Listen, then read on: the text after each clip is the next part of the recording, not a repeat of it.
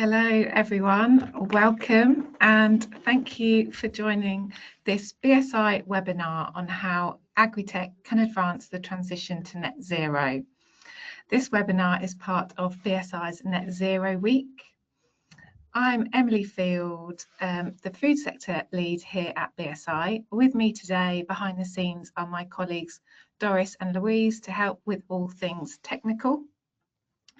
If you're joining us for the first time today, BSI is the UK's national standards body. We convene experts on particular topics to develop standards, typically voluntary guidance, that promotes safety, efficiency and interoperability in various industries. We work under a memorandum of understanding with the UK government and we act in the UK's national interests. We represent the voice of the UK in international standards making.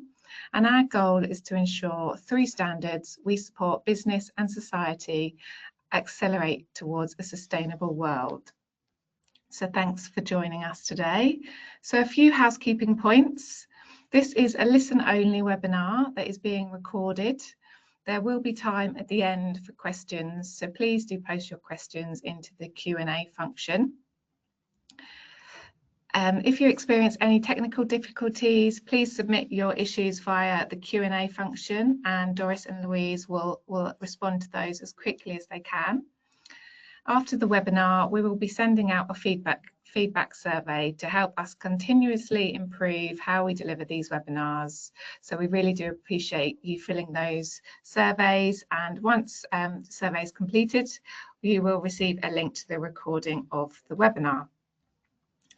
So for today's jam-packed agenda, this webinar will explore how Agri-Tech can advance the transition to net zero, highlighting agriculture's role in achieving net zero and the Agri-Tech solutions that can drive more sustainable food production and support climate mitigation.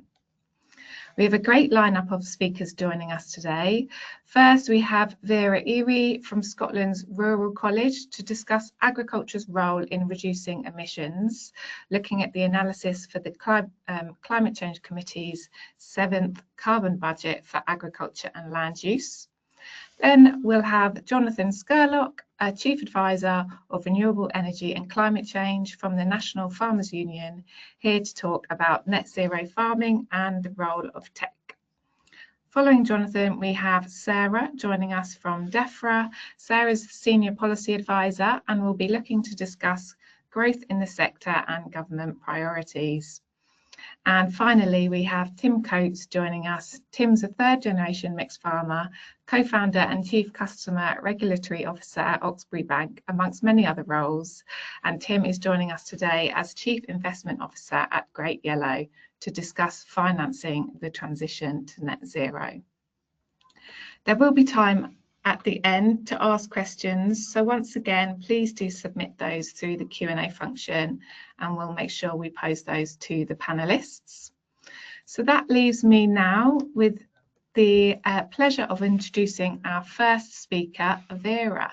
So Vera, if I can invite you to turn your camera on. Thanks, Vera.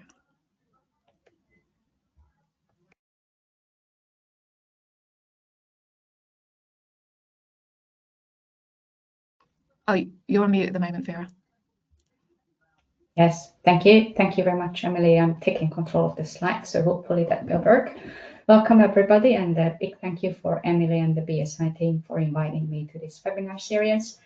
I'll be talking about agriculture's role in reducing emissions and an analysis which we have done currently, just figuring out, yes, we have done currently, which was feeding into the Climate Change Committee's 7th carbon budget.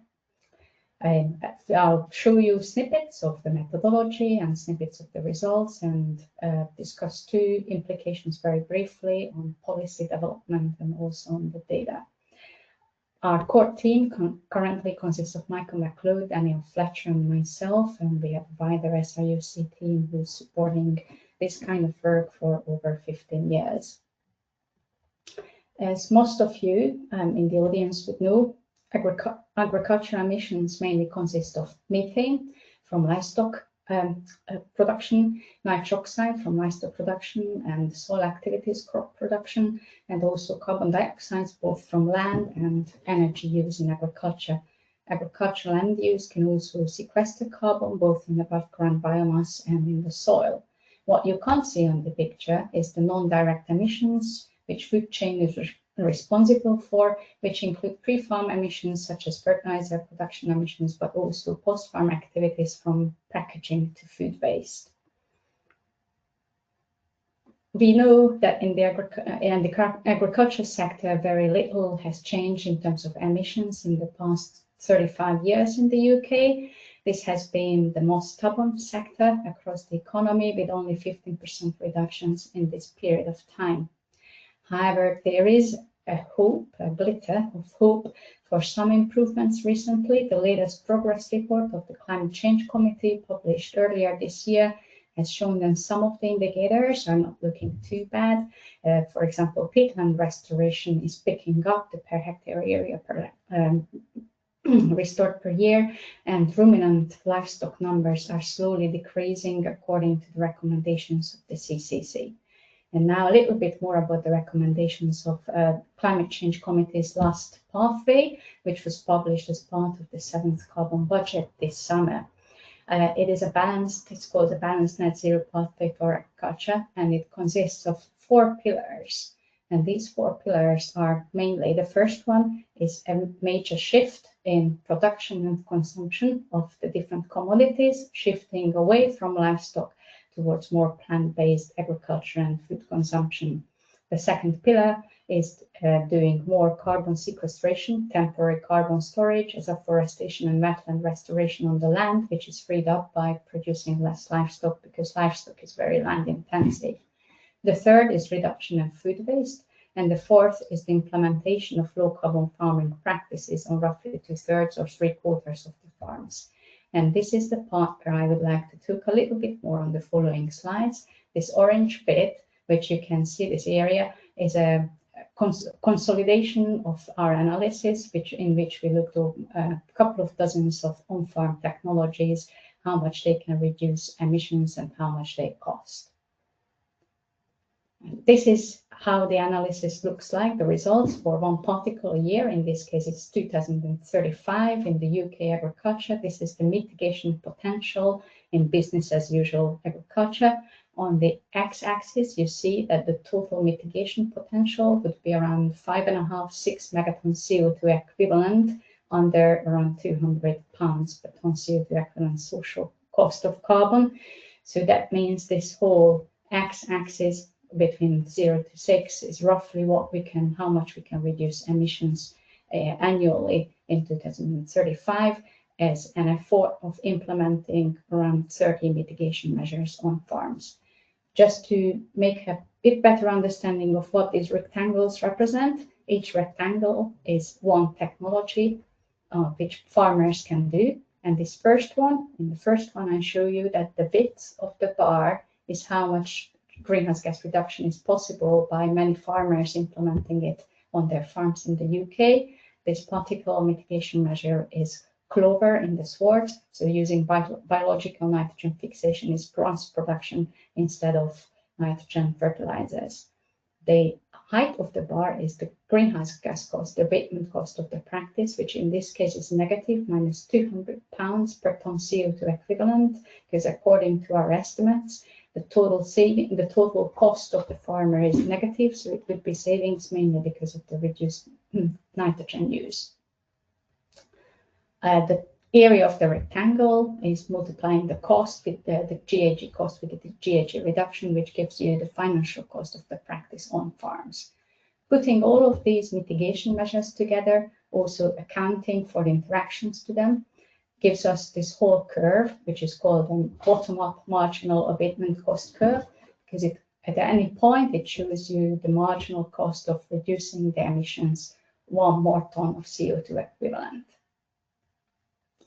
And for those of you who might be interested to look into our report, I show you also what is going into these mitigation estimates for each of the dozens of mitigation measures.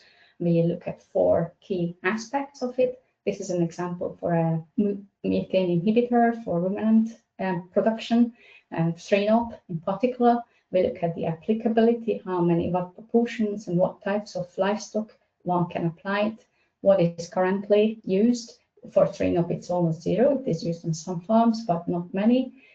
We look at the scientific literature in detail for evidence on the greenhouse gas effects and also productivity effects of such mitigation measures. And we look at industry and other sources to estimate the cost. We put it all together for all the mitigation measures. We run it through an inventory, greenhouse gas inventory style model, and what we get is the curve you have seen before. So this is again back to the curve. I'm showing you the results again for this particular year, 2035, and I'm just going to show you a few of the mitigation measures.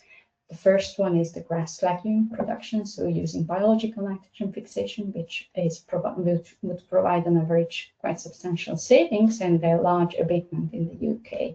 Yet another one, more technology focused, is robotic milking, which of course requires an investment by the farmer, but overall it can generate on a negative net present value because of the increased income from the increased milk yield. Another one, which can save a lot of money potentially for some of the farmers, is optimizing soil pH by increased liming for areas where it's needed. That can increase the yield and also reduce nitric oxide emissions. Sheep farmers are not left out either. There are a few mitigation measures, though not so many, which they can do. One is, for example, improving the health of their flocks. Of course, it doesn't apply for anyone, but for some of them it does. Then on the right-hand side, you should see mitigation measures which cost money. That's why they are above the x-axis. So overall, it would cost the farmer to implement them, but these costs are still, most of them are still under 200 pounds per ton of CO2 equivalent. So for social perspective, it is worth doing it and probably supporting somehow the implementation of them. Quite a few of the manual management options belong to these part because they are technology intensive, and some of the non-technology intensive ones as well. For example, the feed additives, in this case, it's a nitrate feed additive for dairy. For any of you who might look at the report and want to wonder what this marginal abatement cost curve can tell us and what are the limitations, I've included a slide on that to emphasize that this is applicable for a region. It's not what we've done, not directly applicable on a farm, though if someone can get very specific farm data on mitigation measures and cost, of course, the methodology can be done on the farm, but we advise using it as a UK or Scottish or regional average. Also, we only included on-farm practices, and we have currently excluded any practices which include or induce land use change or partial land use change, for example, agroforestry or agrivoltaic systems. We also only looked at the on-farm emissions, direct on-farm emissions. That's how it fits into the CCC's analysis, and we have not included any before or after farm gate emissions, so we have the functionality in the model to include some of the major pre-farm emissions. The costs only look at technical cost over average as estimated for farms. It doesn't include the effort and the time the farmers and others in the industry need to do to implement these things, the learning or the transaction costs. Finally, it only looks at greenhouse gas effects. However, we made sure that when we selected the mitigation measures, we excluded those which have even medium and especially major effects on negative effects on other environmental outcomes. This methodology and the modeling and the results are full of various uncertainties. However, it can give a really good direction for policymakers and industry. The last 15 years we have been engaging across the UK, showing us that this prioritization of the mitigation measures and can give a good aspirational goal to industry players and DEFRA, Scottish Government and the likes. And getting back to inspiration and aspiration, what this methodology can only show you beyond the prioritization of the technological options is how on-farm technology practice implementation compares with a shift, a transition in the food system in the UK in terms of mitigation results. And the bar on the leftmost side, the biggest red bar, shows you the emissions estimated for 2045 if agriculture doesn't change, no implementation of farm practices, and no shift in dietary patterns or production patterns. If we implemented the practices I've talked about before, we would get 16% reduction roughly annually in agriculture. Now, if we did not implement any of the measures, but would induce a bigger or medium level shift in both production and consumption, especially away from livestock towards more plant-based, and also reduced food waste and improved the productivity of the system, we could get 1/3 of the emissions reduced. On top of that, if we implemented the on-farm mitigation measures, we would get another 10% reduction, totaling up to 40% reduction, which would be a very good progress towards net zero achievement across the economy in the UK by 2045 and 2050. And what I would like to emphasize here that we've seen in the past 20 years, since we're providing this type of analysis and since policies somehow, to some extent, and industry working on it, that voluntary approaches are not working. So we come to the point when we need to think about starting to implement more robust interventions. And I'm showing you very briefly 4 types of policy interventions which have been proved themselves very effective in other circumstances and can be used in agriculture and greenhouse gases in the UK. One is regulations, which have been very successfully used to reduce reactive nitrogen emissions in agriculture in the Nordic countries in the past 20-30 years. The other is emission trading, which is, of course, very effective in emission trading markets across many of the countries in the globe. However, of course, it's mostly in the power sector and the industry sector. Nevertheless, the EU is thinking about softly introducing that approach.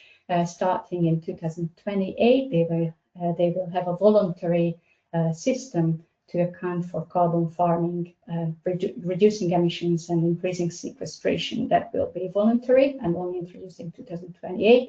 But the framework itself will give base for further action in Europe on agriculture and greenhouse gas emissions.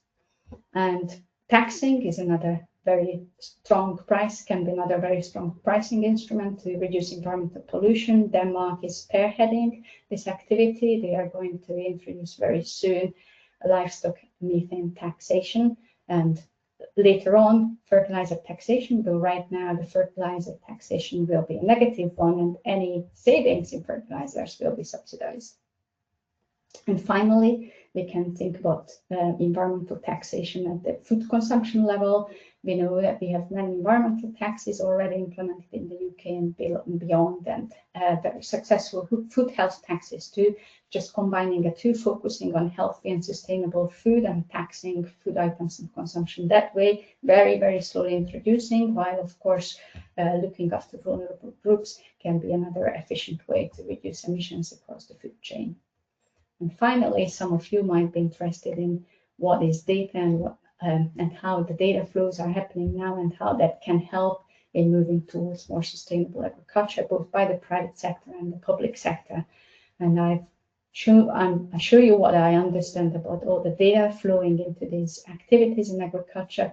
The orange squares are showing activities which are mostly privately done, and the blue ones are public ones.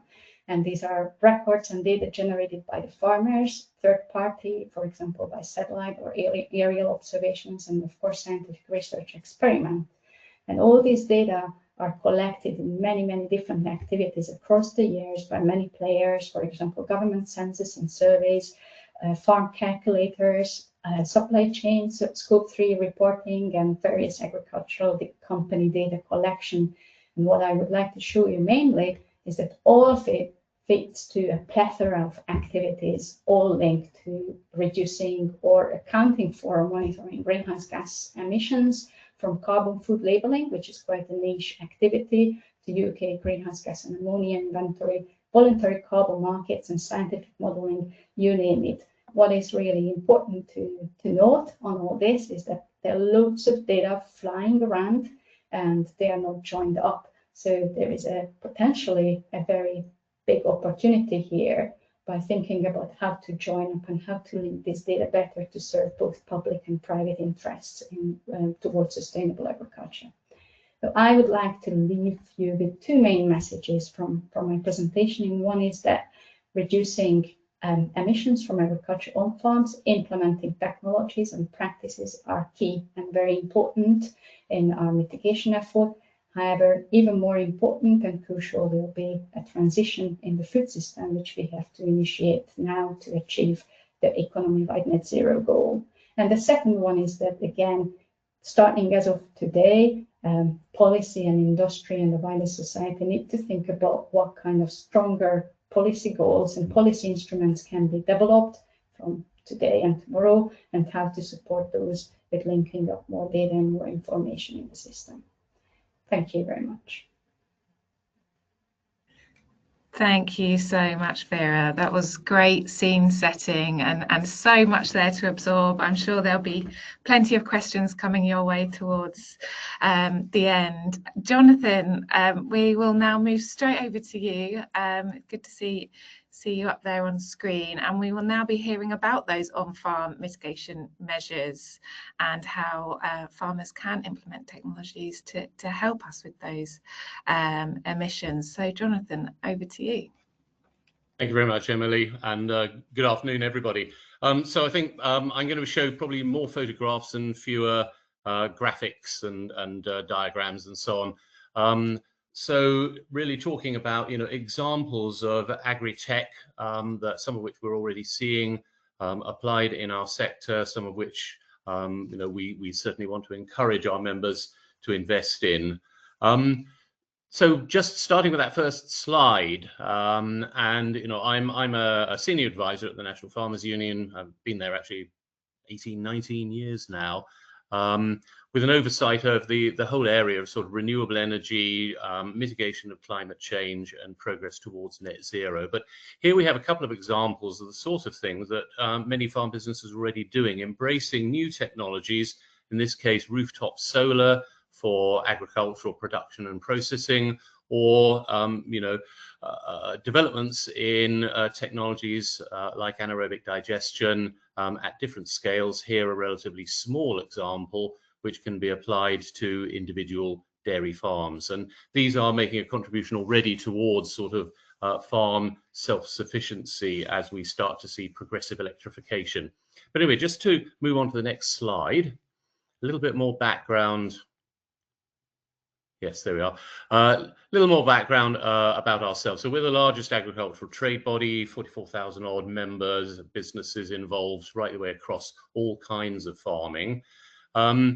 And we've been working on climate change for quite some time. As I said, I was brought in about 19 years ago, both because we're on the front line, impacted very much with a lot of our outdoor farming activities by the vagaries of the weather, and members have experienced now a really sort of rather cool and wet year, followed by an extremely hot and dry one, and this has significant impact, and certainly makes many farmers, it motivates them to look at how they can be better adapted, more resilient, but also making a contribution towards the national goal of mitigation of climate change. And our sector is really rather uniquely not just a source of difficult to abate greenhouse gas emissions, but we're also potentially a sink capable of removing greenhouse gases from the atmosphere into our soils and vegetation, but also through participating in activities like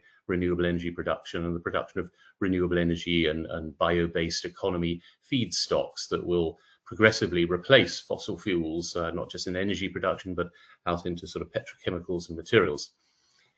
So 6 years ago now, we set out this vision. It is an aspiration rather than sort of a commitment to deliver it, because clearly we can't do this entirely by ourselves, but we wanted to show that we believe agriculture has significant technical potential to make a contribution towards the national goal of net zero. And so around about the same time, the Climate Change Committee made its recommendation of moving to net zero from just an 80% greenhouse gas cut, and at the same time that Theresa May's government made the commitment, not just for her government, but all future governments, to completely counterbalance residual greenhouse gas emissions and have the whole economy at net zero by 2050.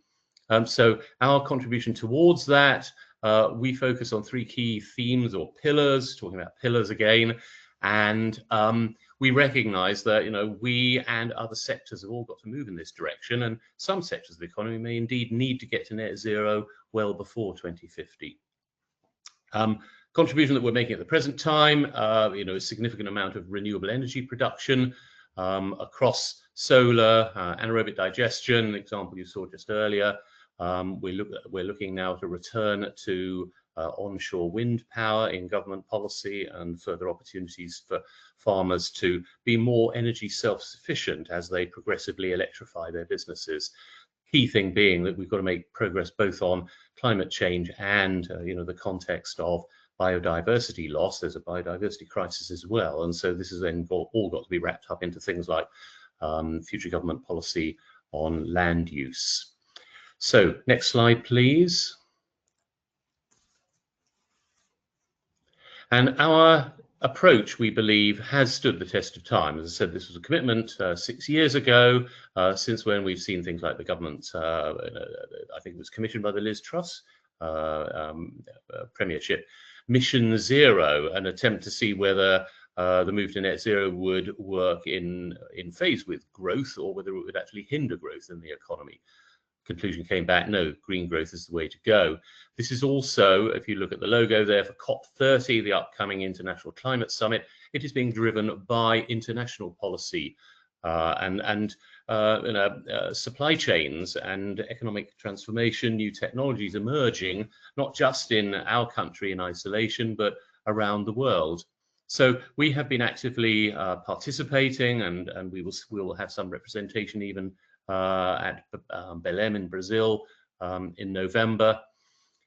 This is all about the context, reducing our emissions from all production processes as far as possible, and then counterbalancing residual emissions with carbon removals. And the diagram over there on the right-hand side, the 2 histograms show current agricultural emissions of about 46 million tons CO2, greatest contribution from ruminant methane, but nitrous oxide then, and a small amount from carbon dioxide from direct energy use in agriculture.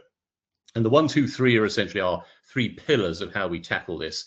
And I'm focusing now for the rest of the presentation mostly on pillar 1, progressive small changes that we can make to bring down greenhouse gas emissions while maintaining food security and current levels of food output. But pillars 2 and 3 are respectively nature-based carbon removals, which ultimately are finite, but nevertheless bring many co-benefits with them, and then many of the engineered greenhouse gas removals, in which, as I said earlier, we want to see farmers offered a role to participate. So next slide.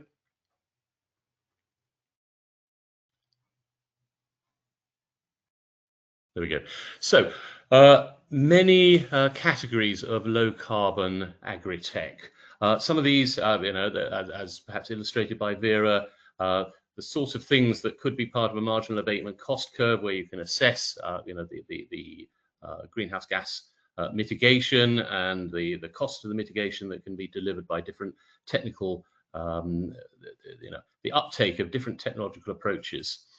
Some of these are ideas that we explored with government, frankly, back in, you know, a few years ago in the previous, well, one of the previous government's industrial strategies around about 2017, 2018, when we first saw agriculture perhaps coming to the fore and being recognized by government as an important sector that needed to, you know, be advanced with technology. So we talked about electrification of machinery and processes. I'm going to say a little bit more about automation, sort of thing that many people would see springing to mind, robotic tractors and so on, precision agriculture, but also looking at the use of drones, unmanned aerial vehicles, the need for data and better monitoring of things like livestock movements and feeding that information on livestock quality back to farmers.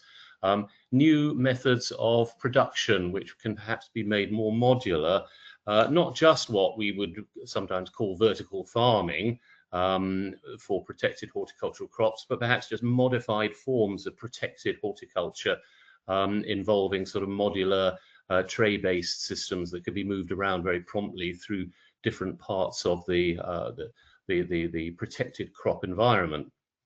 And then thinking again about modular production systems applied to new commodities like insect protein. And then, as I said, the need for good quality data, handling, reporting in order to be able to measure and monitor what you're doing. And ultimately, this is about reporting on the carbon footprint of farm businesses and farm products. Next slide, please. So first picture, please. That was a robotic tractor being developed by Lincoln University a few years ago. And the next slide, just to show you a variety of these things. Sorry, next picture. The next picture here is, whoops, there we are. Yes, this is, I think this is an Italian diesel powered, but essentially robotic tractor with, 4 swiveling wheels there that can move up and down within vegetable fields very nimbly, following, sort of predetermined programming set out for it. Next picture, please.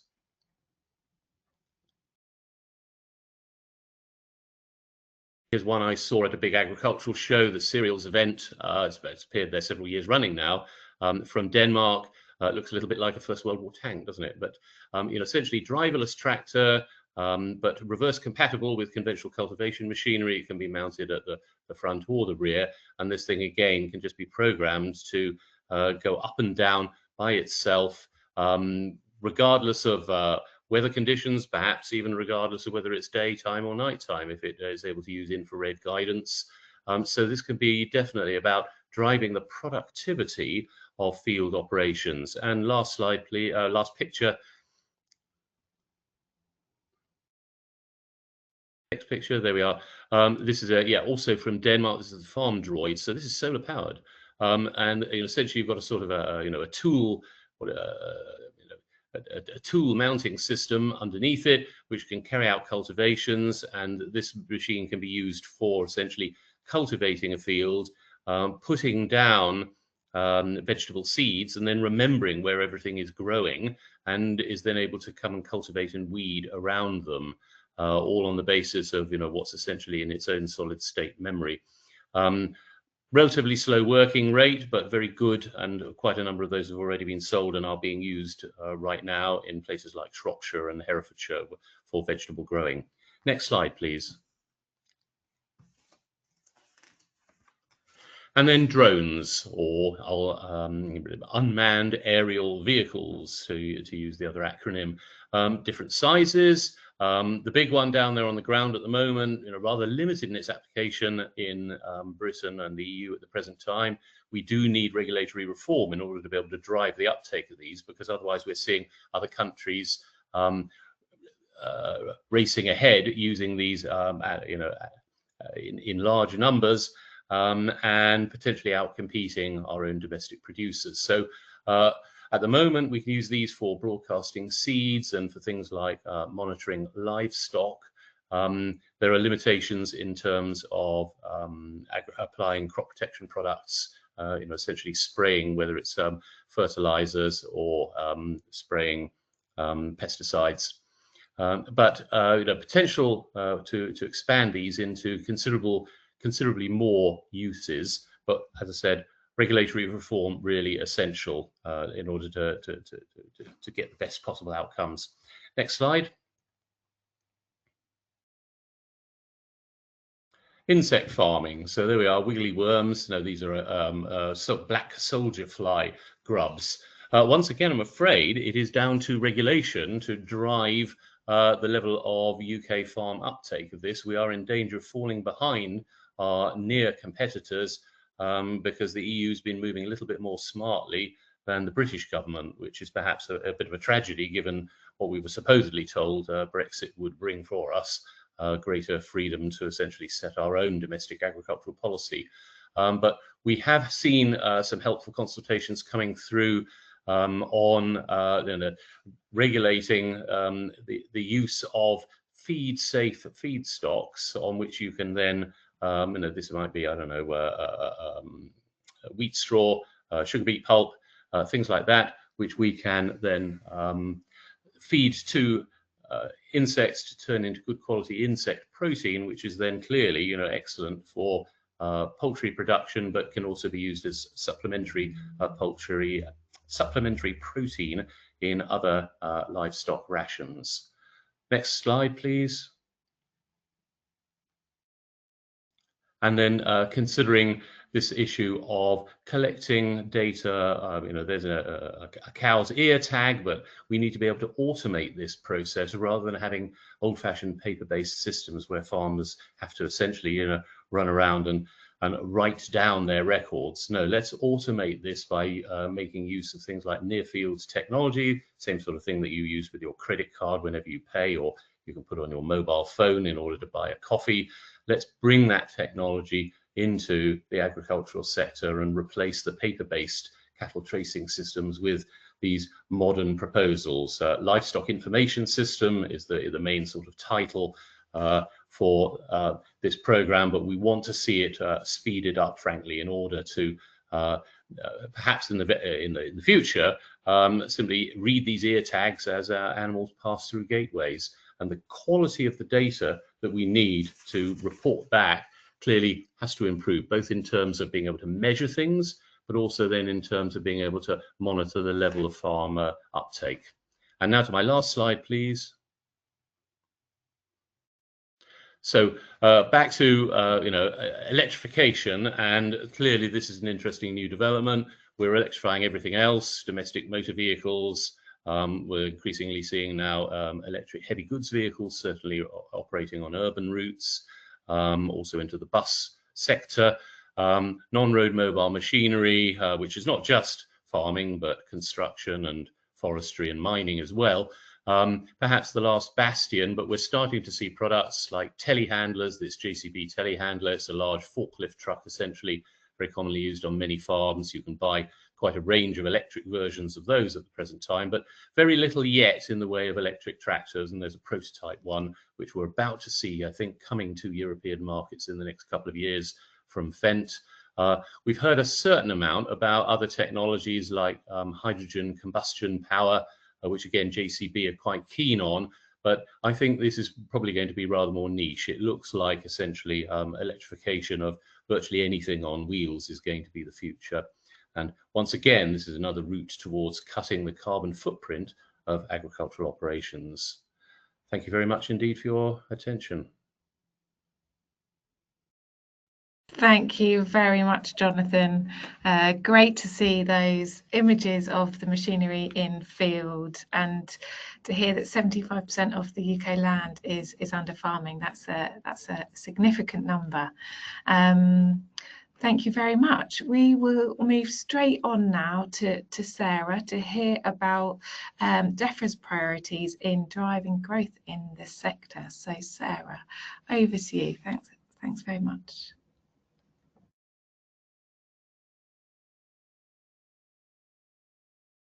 Oh, we're struggling to hear you, Sarah.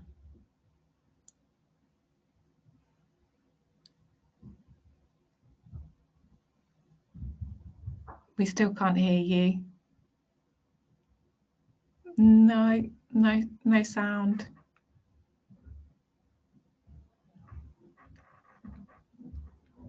We still can't hear you.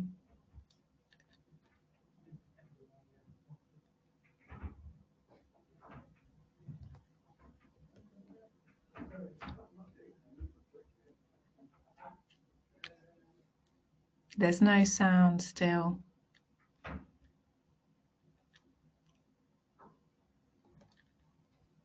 Sarah, perhaps if you try muting and unmuting again, it will kick back in. I know it was working for you earlier.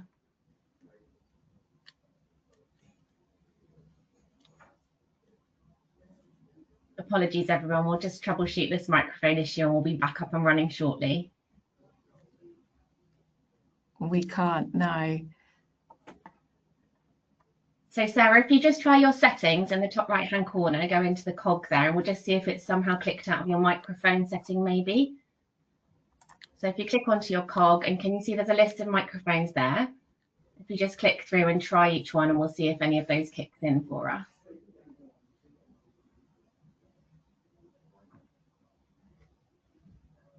Not yet, no.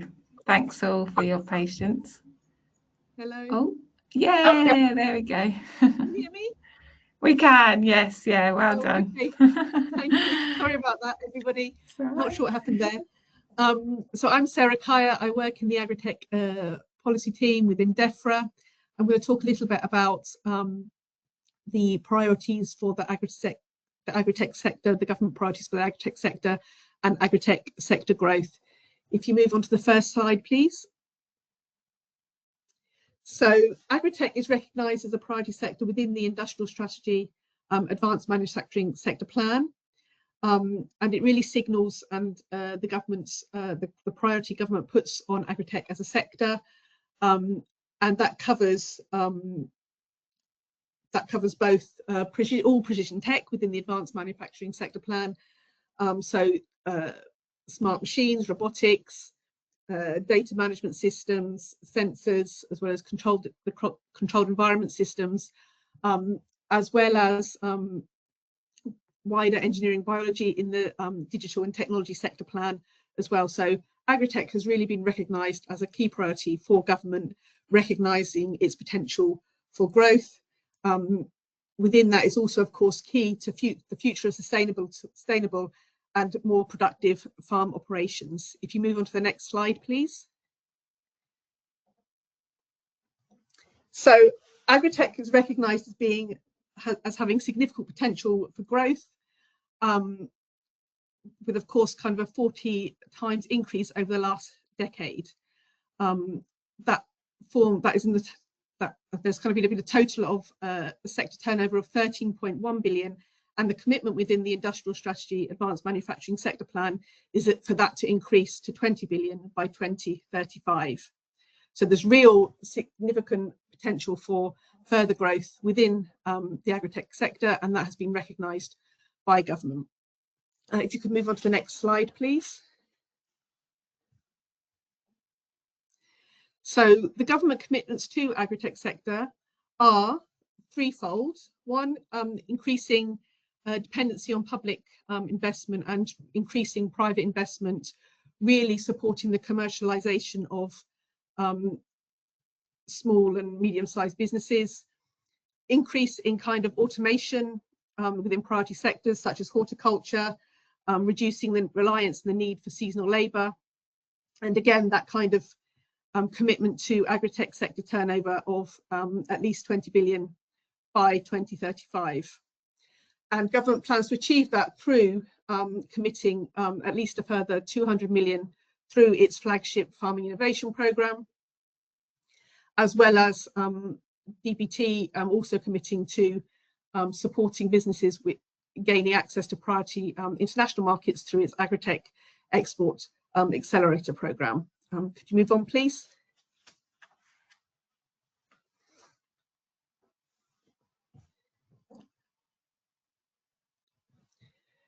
So in terms of priorities for government, there are kind of two levers. One is kind of the fiscal levers, boosting Agri-Tech innovation, ensuring that there is a pipeline of innovative businesses and supporting commercialisation of those businesses through the Farming Innovation Programme, which covers ADOPT, which is the accelerating development of precision technologies on farms, the Investor Partnerships Programme, which is a blend of grant funding matched by 2 times or double the amount of private investment, as well as the new Agri-Tech Manufacturing Accelerator, which is aimed at supporting high potential businesses to scale up. And alongside that is supporting the adoption of Agri-Tech on farms through enabling access to finance for SMEs, through supporting opportunities through things like the British Business Bank, through investor partnerships, creating a more skilled workforce, so the development of kind of a knowledge hub and demonstration farms, enhancing infrastructure through support for Agri-Tech centres, and things like robotic adoption hubs, as well as enabling a smarter kind of regulatory framework, supporting clearer and greater clarity around navigation of the regulatory fields, as well as, again, supporting international growth through enabling access to those priority markets. If you could move on to the next slide, please. So this slide is just highlighting really how widespread Agri-Tech is across the country and the kind of support available for Agri-Tech. The blue map highlights the different priority regions identified in the Advanced Manufacturing Sector Plan and all the existing Agri-Tech centres, research centres and manufacturing centres that are developing Agri-Tech, as well as the map, the grey map, which highlights the kind of full range of farming innovation projects, which are, as you can see, are right across the UK. Next slide, please. So how is Agri-Tech supporting the transition to net zero? Agri-Tech is obviously hugely significant in helping to achieve the government's ambition of net zero by 2050, and increasing agricultural productivity will require investment and growth of Agri-Tech. The different types of Agri-Tech, including increasing innovation, alternative proteins, data systems with data around kind of carbon footprints, really are all things that will help increase greater sustainability of agriculture.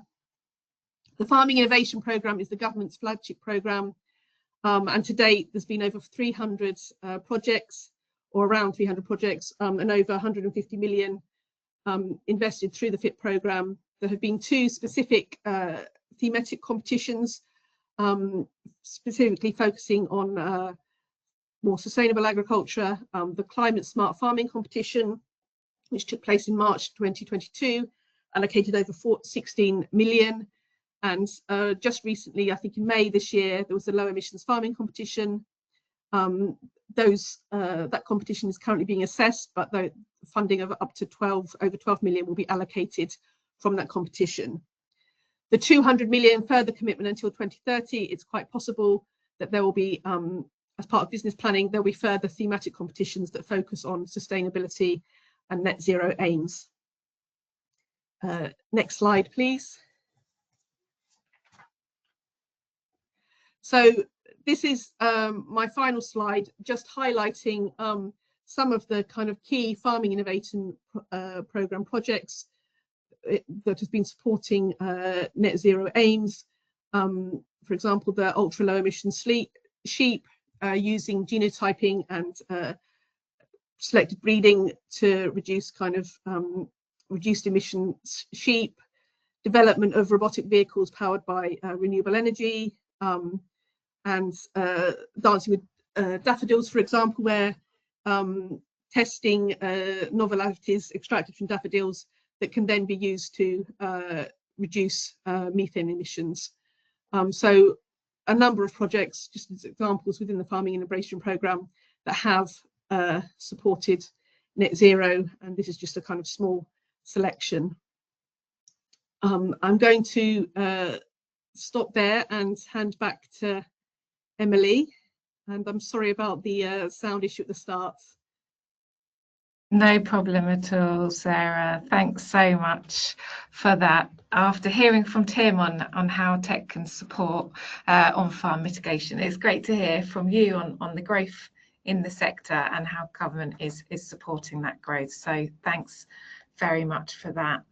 So continuing with the theme of growth, we will now hear from Tim on financing the transition. So Tim, over to you.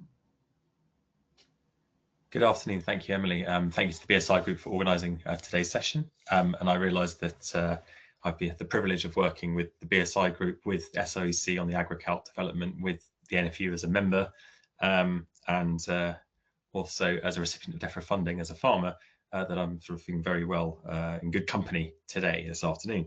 It is my privilege to be a farmer and working on the challenge of the agricultural transition on a day-to-day basis on the ground, but also to have had an interesting and varied career as a entrepreneur, a commercial banker, and an investment advisor, and an investor into agri-tech and related fields. And I hope to sort of share some of the learnings I've had over my career in those spaces. And to be clear, some of those have been remarkably successful, which is again a great privilege, but I have also managed to lose money along the way. So it's not always quite perfect, but I've seen what can go wrong and where the issues are. Can I have the next slide, please? So that phrase that we all got familiar with, the pandemic, reminded me of a meme that was circulating during the COVID pandemic, which I thought was worth speaking about. And we've, Jonathan has already noted that net zero is a carbon issue, but actually it should not be held in isolation. In fact, I think holding it in isolation and having carbon tunnel vision is an extremely dangerous route to go down, and that we are much more, in my mind, concerned about biodiversity collapse and the loss of the natural environment and its ability to support us all when considering how we are going to appropriately allocate capital to this transition, not just in agriculture, but across the economy. This picture also, speaking 1,000 words, also speaks to a lot of the other issues that we face when considering how to finance net zero, particularly in relation to the agricultural sector and the adoption of agri-tech. It gives us the issues of the scale problem. This is something that we have to do fast and we have to do in large amounts. It also gives us consideration of the time problem. We do not have a huge amount of time to get this transition correct. We do need to, however, allow for the kind of normal creative destruction of technology adoption to take place. It also speaks to, and many of you will be familiar with the technology adoption curve, which is sort of shaped like a wave. And really one of the issues that's been faced in the agri-tech space in particular is the gap between really good R&D, particularly in the UK, which we're very good at, as other speakers have alluded to, but actually scale adoption. How do we get this in the hands of those who need to use it, such that agri-tech can be successful in terms of its outputs, the solutions are working, but also successful from a financial point of view. A proven agri-tech sector is more investable and more financial flows can flow to it. We have not had that success story yet at scale. And in fact, with another reference back to the pandemic, the years 2020 and 21 and even into a bit of 22 saw actually a huge allocation of venture capital to agri-tech, only for it to be sort of followed by a bit of a boom and bust cycle and what was termed an agri-tech winter following in sort of 2023 and 24.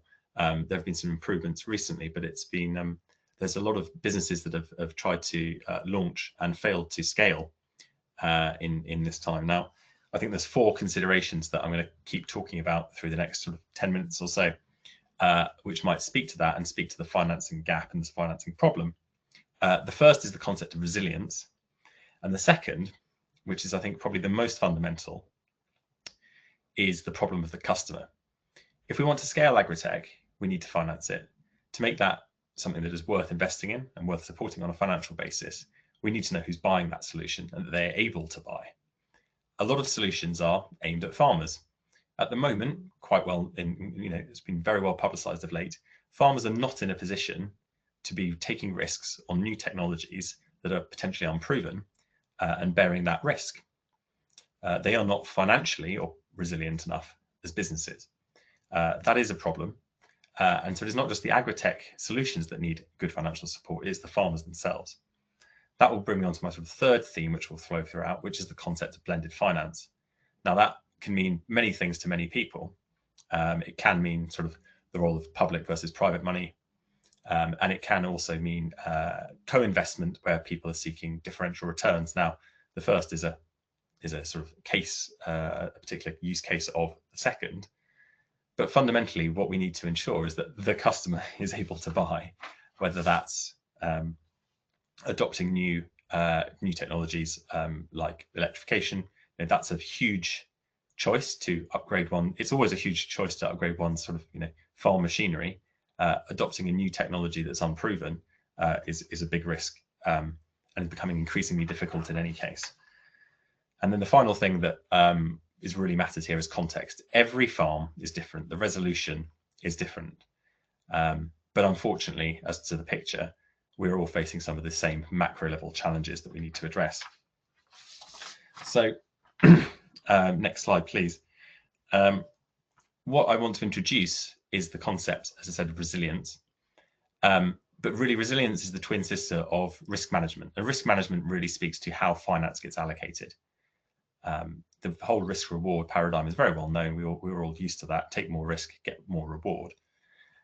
But really, the way we should be allocating capital now is to minimize risk in a changing climate that's becoming increasingly hostile. And we'll continue to do so even if we had the perfect transition tomorrow. We have a lot of priced in future problems.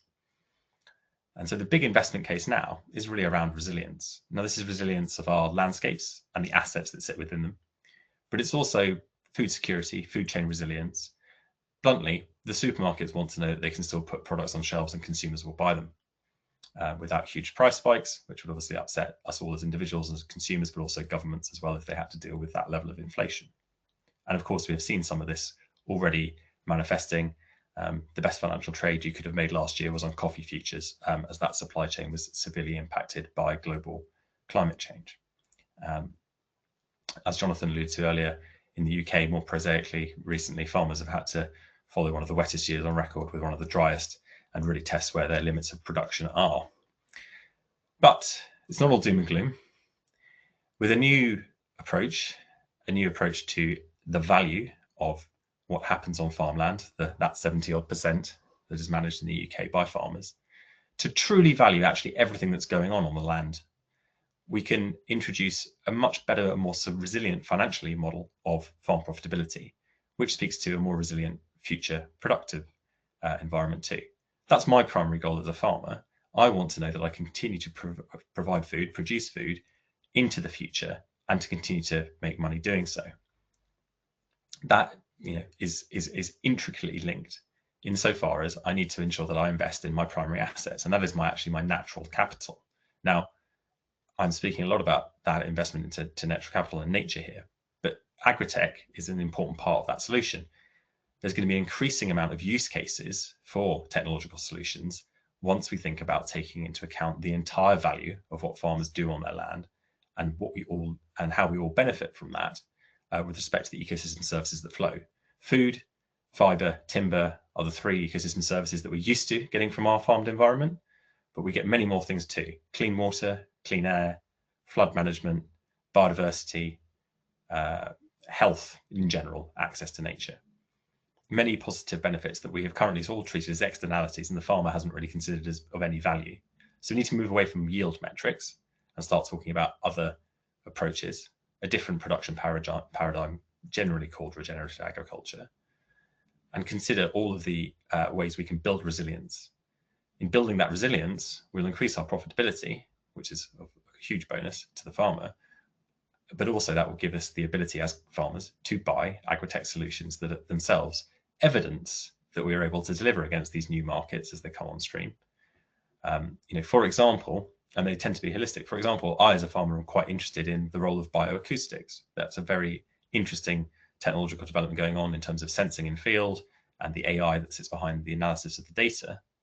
Now, why is that important? It tells me a lot of things about biodiversity and generally biomass, but it also tells me a lot of things about pollination services I rely on as a farmer to produce food.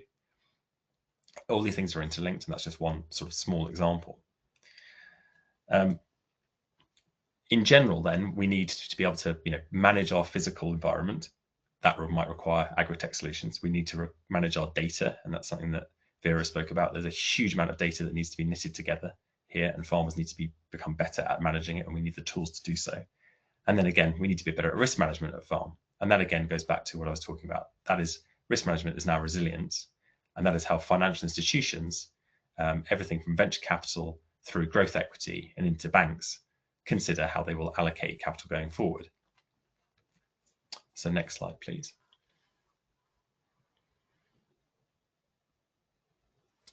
So this is an example of what I'm doing at Great Yellows. This is my shameless plug moment. In terms of building out the case for investment in large-scale nature projects, it requires the various characteristics I've spoken about. We need different types of funders acting in different places at different times to work together to ensure there is a thriving, in this case, landscape scale project with different types of financial allocations against it. So philanthropic capital, not seeking a return, but very keen to see a new approach in agriculture and nature take place. The role of government as a funder, and obviously, of course, as a key policy enabler, the role of commercial banks, the role of different asset managers allocating equity with different risk appetites. This again speaks across to, as I already mentioned earlier, the technology adoption curve for venture capital in agri-tech. We need all types of actors able to act in certain places. This is going to have to be a collaborative effort to scale at pace in order to see the transition outcomes that we want in terms of reaching net zero and a nature positive outcomes. But also, I would add a just transition. Unlike some of the solutions that have been mentioned on this panel and sometimes mentioned, I'm not generally in the business of trying to remove a proven technology of 200,000 years, i.e. human intelligence, from the equation. I don't think we need to rush to be removing individuals from fields and replacing them with diesel engines, but that's just a personal opinion maybe. I'm also quite keen on the 200 million year technology of a tree as an excellent sequester of carbon, and also one that provides us many other products along the way. So next slide, please. So these are the 4 themes that I've been talking about, and I'm just going to go into them in a bit more. So the prioritization of resilience, that's at all levels. That's on the farm level, could speak to farm aggregation, an increasing model that we're seeing, should inform government policy, in my opinion. But it really is driving risk management in the allocation of capital, whether that's equity or debt or any other sort of the many innovative structures that are coming into play.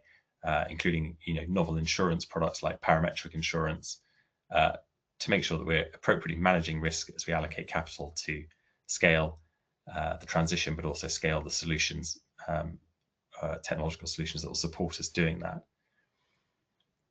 We need to always remember that the customer needs to be there to be able to buy it, and they themselves need the appropriate financial support. This is all going to happen in the context of government policy, both in terms of the R&D support for agri-tech, but all the way up to the environmental land management scheme and the agricultural schemes that are aligned to that, coming from DEFRA in England, and obviously the policies also taking place in the devolved nations as well in a UK context. And then finally, context. The local context really matters. Even on a small island like the UK, there are very different circumstances in our geography in terms of how weather patterns both are currently and will evolve under a range of climate scenarios. There are a range of different local contexts to markets. There are a different local range of contexts to governance. All of these need to be considered in the question of how to best allocate finance if we are able to deliver the amount of scale of change that is required to meet the targets, not just those set by government, but actually those that we all need to adopt ourselves in order to ensure that we meet not just a low carbon future, but one that is secure with respect to the natural environment that supports us all. And my leading point really is, as a takeaway, is it is actually on all of us as a choice about what we do in our roles, whether we're on the ground as farmers, working in financial institutions, working, developing technology, about how we want to see this transition take place. And I think we all have to remember we've all got a personal choice on how we act as well. So thank you for listening, and I look forward to the panel questions. Thank you so much, Tim. So much to take away there, and I'm looking forward to diving into a tree as a technology during the panel discussion. So thank you very much, Tim. If I could now invite all speakers to turn their cameras on, and we will now turn to the audience for a Q&A. So once again, this is your chance to pose questions to the speakers, so please do submit your questions via the Q&A button. Sarah, I'm going to come to you first. want to hear a little bit more about government supporting Agri-Tech and what's driving that. What's driving the government's interest in supporting Agri-Tech? So I think key things are the kind of potential that Agri-Tech has in terms of supporting sustainability, supporting increased productivity, profitability, resilience in the farming sector. And there's kind of three things that kind of government are supporting, and Agri-Tech is kind of recognising the significant growth potential there is. So it's grown hugely the last 10 years. As I said in my presentation, over kind of 40 times. There are now, I think, 1,200 kind of Agri-Tech businesses. And there are kind of two streams to kind of government thinking. One is around supporting the pipeline of innovation, driving commercialization of kind of small businesses, and also supporting adoption on farms as well. So there's kind of two elements of that. So I think government has signalled through the industrial strategy kind of the huge potential there is in terms of the growth of Agri-Tech in helping to support kind of future sustainability, productivity, resilience, as I've said, of the farming sector. And it's kind of thinking about how Agri-Tech can support the future of farming, really.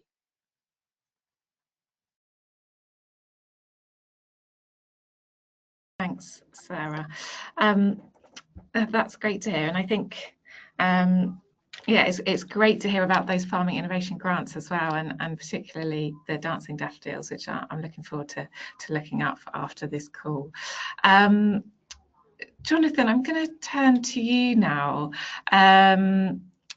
It seems we've heard that there's quite a good reason for tech to advance the transition to net zero. I'm just wondering about the view of farmers. Tim, perhaps you'll want to jump in on this as well with your farmer hat on.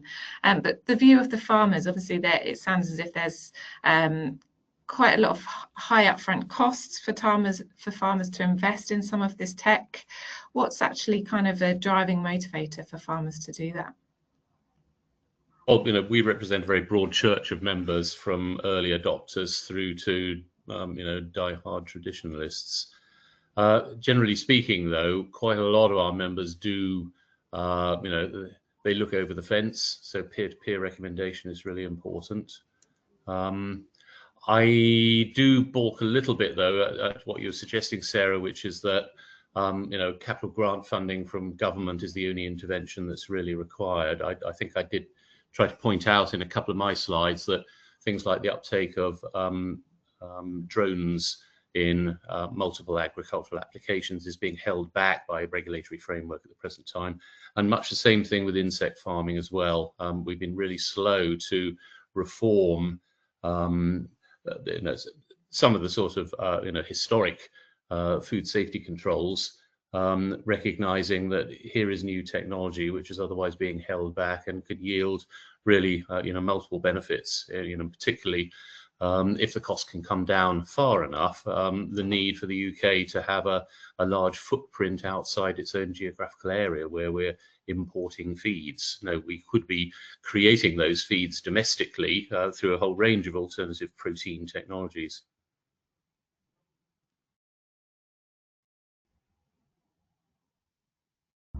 Sarah, did you want to come back on that at all?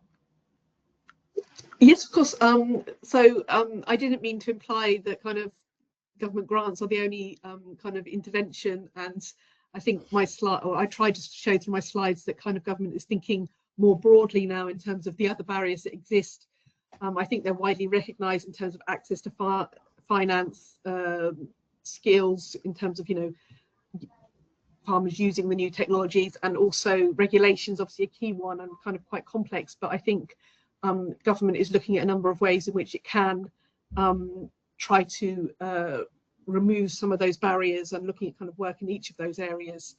So it's not just about grants, and also I think there's something like the investor partnerships is looking at kind of blending private finance with a small amount of grant funding to kind of support those small SMEs to kind of gain access to finance, and kind of gaining access to finance kind of has been proven through the pilot to kind of enable those companies to then gain further kind of private investment and access to other markets. So I think it's kind of government has a role in kind of enabling and supporting the agri-tech businesses, but also kind of removing some of those barriers.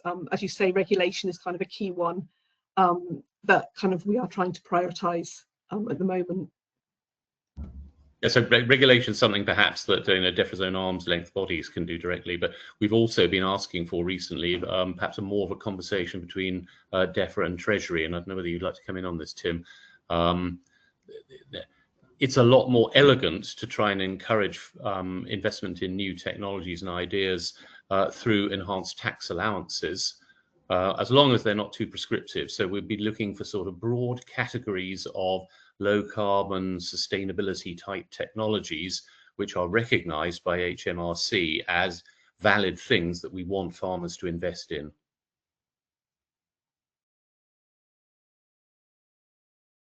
I'm happy to add to that, you know, those sorts of mechanisms are, you know, proven to help scale technologies outside of just this sector, right?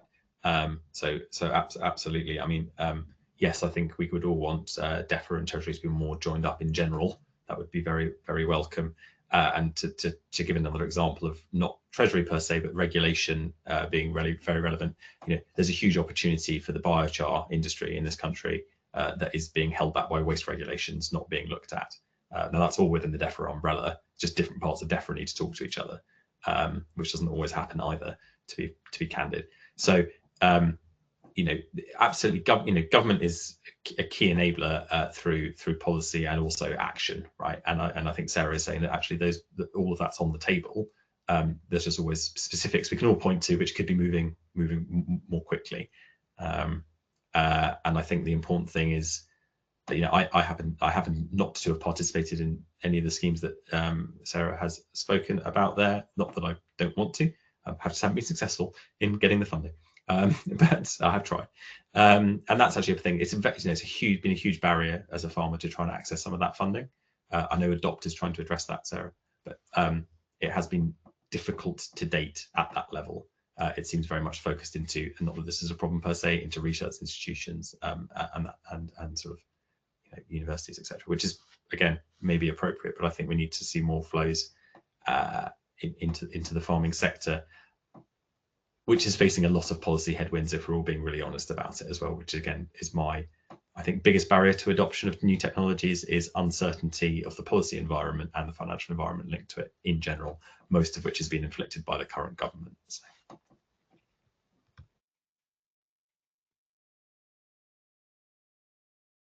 Thanks, Tim, for that great discussion. I'm going to move us on now to biochar. Tim, perhaps we can start with you, as you referenced it, and Jonathan, perhaps you'd like to come in as well. There's a question here around biochar, and actually if you could kind of just provide further information on its potential for farmers to produce their own from waste wood. So I don't know if you can kind of delve into that a little bit more. I'll give it a go. from my understanding of it, it's something that I am interested in. If it was more easy. So yes, there is. I think the holy grail is small kiln pyrolysis, like on farm. So it's an entirely on farm solution, and something that's okay. Jonathan doesn't think it's the holy grail, but I think it would be great because could be very circular in the sense of, you know, clean green wastes being used on farm to biochar, which, you know, and that being used essentially as a soil amendment is known to have a number of properties in terms of improving productivity of soils and including sequestering carbon in the process, both through the pyrolysis itself and also in enhancing the soil organic carbon and improving function. So lots of good outcomes, and it would be good to have that done at the farm scale, which again, from you know, clean green waste is possible, but complicated. There are technological solutions required to get that all to work, not all of which are at the scale yet, which are affordable to the farmer. So in order for that to work, other areas which are not about just an on-farm circular solution need to work as well. And for that to scale up, the waste regulations do need to change such that it can be scaled into other parts of the economy, particularly the waste streams. If those larger scale operations can scale up because they've got a greater opportunity, then it's easier to bring down the cost of production of the units involved, everything from dryers, pelletizers, pyrolysis kilns, etc., into the small farm scale. So the thing is, each of the, I'm not an expert, but I know enough there to be able to say I can see what the problems are and what needs to change. There's a good return at the farm level if we can just get the costs right, which requires, again, scale adoption, which requires regulatory change. Thanks, Tim. Jonathan, did you want to build on that? Or add Yeah, on so that? I'm on the external advisory group of the Greenhouse Gas Removal Demonstrator project on biochar. It's run by Nottingham University and collaborators. So that's funded by DESNES, the Department of Energy Security and Net Zero, and UKRI, the UK Research and Innovation body. Ultimately, Tim, yes, I would agree that it would be great if farmers were able perhaps to process their own residue material into biochar and apply it at local level. But diseconomies of small scale aren't going to support that at the present time. And the concern at the moment is partly what you were identifying, that we don't really have the right regulatory framework yet in place. There's some position statements from Environment Agency, but the EA itself is poorly resourced to look into and develop and accelerate the uptake of novel soil amendments.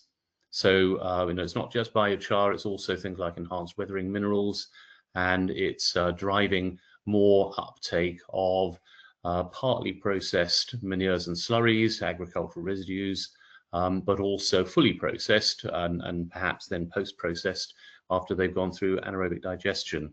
So digestate and compost may indeed be best applied together with other soil amendments like biochar to get the best value out of them. The char enhances the sort of cationic exchange capacity of the soil, as well as improving things like water retention. And there's some very good evidence actually from the recent dry year that some of the land experimentally treated, these were farmers' fields in a large multi-site trial, appear to have done somewhat better, perhaps as a result of water retention during dry spells. So I think some of the soil improvement properties of biochar, i.e. finely divided charcoal applied to land, are not in doubt. Clearly, it can also function as a way of capturing carbon and a form of greenhouse gas removal. Cost and regulation ultimately, I think, is a problem. So we need to scale up the production, bring down the cost of producing it. We need appropriate regulations, which means some homework for the Environment Agency and relevant people in DEFRA with oversight of this, both in terms of standards for what your standards in the manufacture of the char itself. So what raw materials can be used and how should they be processed in order to make a good, stable, long-lived char, free from potential contaminants. And then how do we regulate its application to land? How many tons per hectare, cumulatively or annually, should you be applying, and should it actually be to some extent a function of what you're doing with that land and the initial conditions of that land? So some way to go yet, but very significant technical potential. Thank you both so much for answering exactly what the question asked for, providing information. So some great insights there. I'm keen now to bring in data into the conversation, which Jonathan, you touched on a little bit as well within your presentation.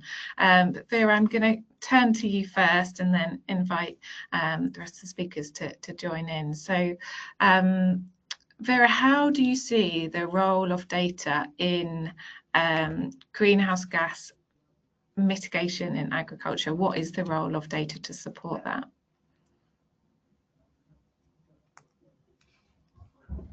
How I would address this, that basically to monitor progress, and before that, to think about what we can do and then implement these things, we need various types of data. And especially on the first point, monitoring progress, which is a key requirement for any policy implementation, but also private sector financing or anything, to see whether the action is happening, and actually even having proxies whether the GHG mitigation is happening on farm or soil carbon sequestration, biomass carbon sequestration is happening. We need the data, otherwise there is no information feeding back to the actors and the funders and the regulators. Right now, at the moment, we have a legacy in terms of public data which have been collected as part of a subsidy system, which were geared towards looking at the effect of income support and other key areas, but a lot less so on environmental outcomes. And GHG is a difficult one because measuring it on the farm straight away would be really expensive. So we need to have proxies, but even gathering some of the proxies are relatively easy to estimate, and they go already into the inventory, UK greenhouse gas inventory, but other proxies are difficult or even more difficult. However, there is already a lot of data which is gathered by the farmers or by private or third sector parties, which are not joined up. For example, a good example, very briefly, two examples, both about livestock. The greenhouse gas inventory estimates methane emissions based on how much the animals eat and what they eat. Now, what they are eating is based on some old estimates from some experimental results, but we have no real information on what all those sheep, dairy and beef cattle and the monogastrics are eating. Now, that information exists on many farms, especially those who use advanced technologies, but it's not fed back into the inventory or other monitoring processes. The other example is genetics and breeding. In the beef sector, we have lots of breed societies, and they all have guidances on how to record phenotypic data, performance data, so that to feed that back into breeding and developing better sires and better cattle.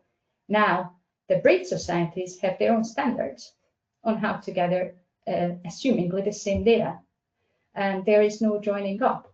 So we lose out on a lot of low-hanging fruits, and I'm not saying we should join up all the data, it's impossible, but there are already some areas we can highlight which would improve monitoring of the emissions and therefore policymaking and industry action a lot better if we joined up the correct already collected data. Yeah, absolutely. Thank you for that. We've got, there's quite a lot of standardization activity actually, which has been highlighted, as you said, Vera, that there's a key need for standards to support data within this field, and there's a national committee. So for anyone that's interested in this space, there is both national and international work looking at data quality and data management and privacy as well. I've got another question here, which is, Tim, you touched on it really, but it's a bit more around landscape architecture. So the question is, how can agri-tech innovations be integrated into landscape architecture? So presumably this is kind of beyond farm, to support regenerative land use and biodiversity. I don't know if anyone wants to come in on that. Well, I'll give it a go. I mean, if we're talking about landscape architecture, not lands, as in how to manage landscapes, we're into that data management problem that Vera's just been talking about, right? So there is a huge, I mean, there's almost more data than we know what to do with that could be gathered by increasingly improving technologies, geospatial data down to, in-field recordings. Bioacoustics is the one I mentioned. There's a whole spectrum of opportunity in terms of technologies that can be deployed, but then also the technology that's going to be necessary to manage that data and turn it into operationalizable insights. For practitioners, people on the ground trying to achieve certain outcomes, but also then those that are interested in those outcomes, whether they're in the supply chain or in the physical supply chain or in the financial supply chain. all I would say is that we know that we need that data to ensure we do get those right outcomes in terms of resiliency, biodiversity being a great indicator of resiliency, because that's actually how we're going to have a society that thrives into what is going to be a worsening, changing climate, which is going to make increase all of the physical challenges we're facing. Thanks, Tim. Yeah. I think it is important that the wider general public does not expect agriculture to remain sort of frozen in time and landscapes to look forever like they do now or have done in the past 50 years. Agricultural landscapes in Britain in particular are highly modified from their natural state, and they are a reflection of prevalent technology or prevalent agricultural knowledge. I mean, we had a huge boom in yellow fields of oilseed rape as a really important break crop throughout the sort of 80s and 90s and early part of this century. But we're seeing much less use of that particular break crop now. So I don't know whether people who originally deplored yellow coloured fields in the landscape are going to start feeling nostalgic for them again.